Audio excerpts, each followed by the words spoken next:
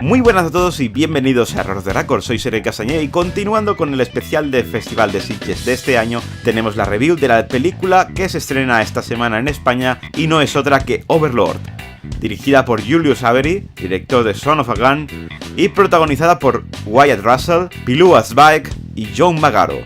Segunda Guerra Mundial, día D.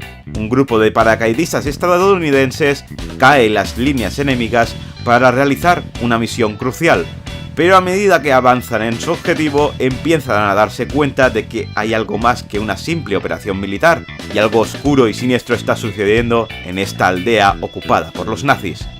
De esta película se dijo que pertenecía a la saga Cloverfield y se desmintió, y bueno, os confirmo que efectivamente no forma parte de la saga y que no hay ningún nexo común, salvo que es una película de género fantástico. Esta vez es una película de zombies en la Segunda Guerra Mundial. Todo esto con un saludo de J.J. Abrams, productor del film, que dedicó en el Festival de Sitges y que, para mí al menos, fue todo un gran detalle.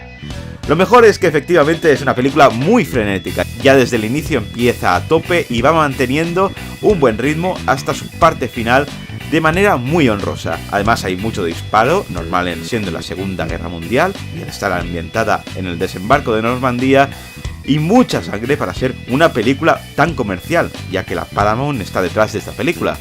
Lo peor es que quizás no haya arriesgado demasiado. Los actores, pese a que no lo hacen nada mal, son más bien desconocidos, salvo el Bateau de Ghost in the Shell, y que cuando llegan a la casa de Francia la película se pierde en respirar y haga que a las 8:15 de la mañana, que fue cuando vi esta película, la verdad es que te entra un sueñecito de los buenos.